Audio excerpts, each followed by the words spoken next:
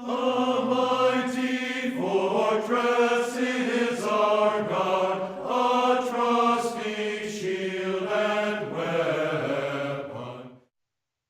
Hi, I'm Mike Newman. Good to be back with you. I've written a book called Hope When Your Heart Breaks, Navigating Grief and Loss.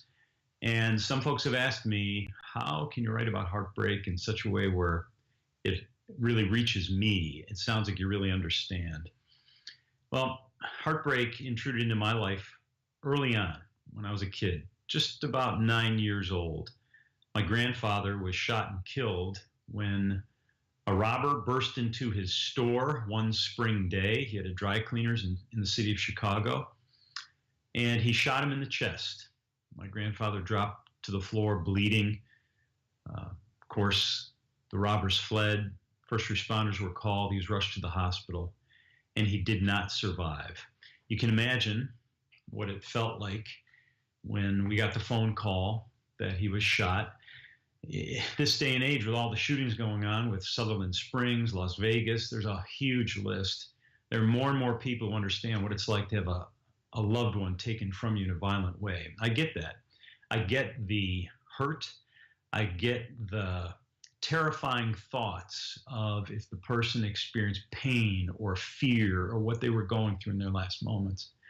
So I can resonate to some deep loss and some deeply heartbreaking news. In addition, it didn't stop there. When I was in college, my favorite cousin, Terry, was also shot and killed in a terrible, violent way at close range by a drug dealer, actually.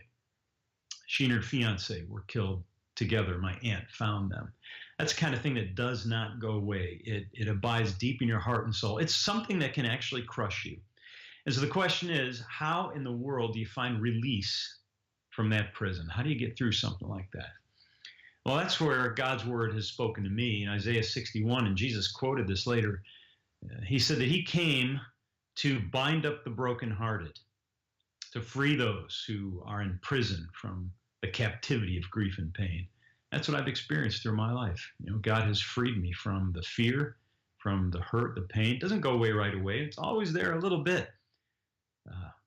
But the only way to have freedom, the only way to have your heart bound up again and healed is because Jesus is the one who can do it. He can overcome all odds. It's interesting. Sometimes even your grief becomes God's call to bless others. In 1991, when I was a pastor in Palatine, Illinois, a devastating event took place there when 7 people were shot and killed in a store robbery just around the corner from our church. We knew families, we knew some of the kids who were in high school. And the violence I experienced as a kid prepared me to help serve those who were going through that heartbreak for the very first time.